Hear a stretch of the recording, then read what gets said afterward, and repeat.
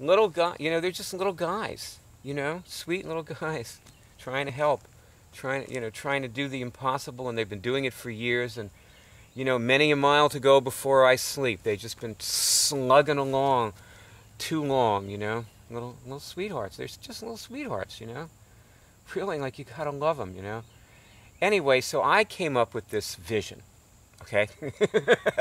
And I'm going to share this with you now, and just really let it rip. I mean, let yourself see this, okay?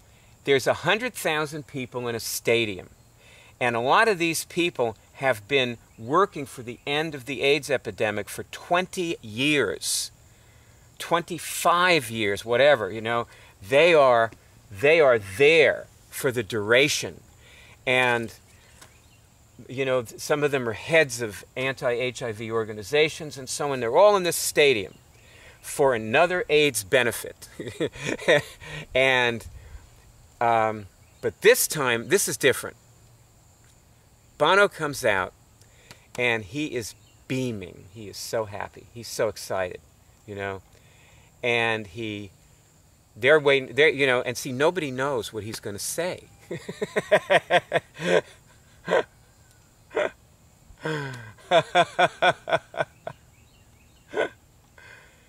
Oh, boy.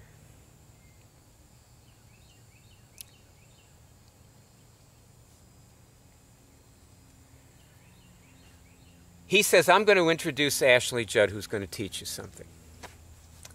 And she comes out, and she looks gorgeous. She's not exhausted, okay? She is wearing a gorgeous gown, or maybe jeans because it's a benefit, or maybe she's wearing one of these, which make my face look black if I wear them on camera, so I don't, but people are always asking me about it when I do. I don't know if you can see what it says on there. Yeah, okay. See that? See, she's got a Cure Drive t-shirt on because she's going to show him how to kill the virus, so she's wearing a Cure Drive t-shirt. But anyway, whatever, And she comes out and she says, okay, assume the position. Just kidding. Actually, see, they don't know what the position is yet, so she can't say that.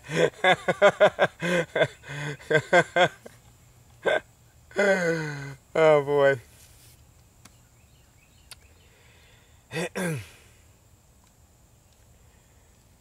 Now, see, they haven't told anybody. Ashley and Bonner were the only two people who know that they're going to be doing this. They haven't told a soul, because if they did, no one would show up. Everybody'd go right into their heads, and they'd all say, well, this can't be done, or, this is ridiculous, or whatever. So I mean, 10,000 people would show up, or 5,000 instead of the 100,000. These people came to hear Bono sing, okay? But he's not planning to sing. He just didn't tell them that. Tonight isn't a song night. It's a cure night. So, no, really, like they wouldn't come, Let me tell you a little story, just a story within a fantasy. This is true. Oh, yeah, by the way, there's something else that you need to have done before you watch this movie. And if you haven't, you should probably turn this off and do it, which is watch the HIV Cure movie. Because there's continuations of things in this from that movie. Darn, I let you watch all this way before telling you that. How cruel. How terribly cruel of me. But hopefully you got something out of this, and just start this where you left off. Go back and watch that first. Anyway, the HIV Cure movie. Anyway, okay. So you know about Mark Siegel, Keely's friend, and we arranged a Cure show with Mark. Okay, it was a couple of years ago.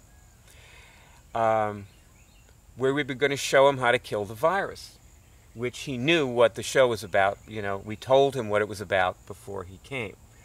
And, so we, we told the, see, we have a pool of volunteers that teaches the Cure show. Usually 3 or 4 volunteers show up. Well, this time we told the whole pool. We got the publisher of the Philadelphia Gay News coming here to learn how to cure HIV. Okay? Well, almost everybody showed up, and we're all on this conference line. You can have up to 100 people on the, they give you these free conference lines on the web. You know about that? Those are good. You know, you can look that up. You know, maybe you want to use one for something. But anyway, so we're all on this conference line, chatterboxing away, and all of a sudden we realized there's no Mark. So I said to Keeling, like, at this point, you know, maybe you should tell him to reschedule, because, you know, it's kind of, you know, we used up a lot of the time we would have been doing the Cure show, and he never rescheduled. You know, he didn't show and he never rescheduled. Why? Like, think about that. Why?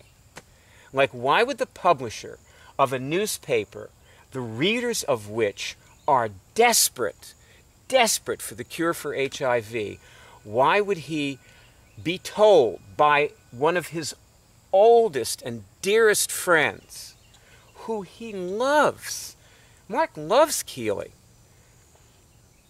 You know, and also he's obviously the kind of person who just never forgets an old friend, you know. I mean, you can see that by, like, what they've done in recent years, Keeley and he together, the kinds of things they've done. And, you know, he loves her. And why would, and then she's presenting him, she's saying, okay, handing him on a silver platter, here's the cure for HIV. This is a newspaper man who will not investigate the story. I mean, sure, be skeptical, okay. Why would he ignore it? Think about that. Just hold that question in your mind, okay? Hold that question in your mind, you know, because this is the key question that we have to be with, you know, because you hear the story of, like, Bill standing up at the HI, you know, at the, you know, like in front of 1,000 guys and telling them, you know, that they can kill HIV, and they loved it. They loved it. They loved Bill. They came over. They were hugging him. But they ignored it. Why? Ask yourself. Think about that. Be with that question.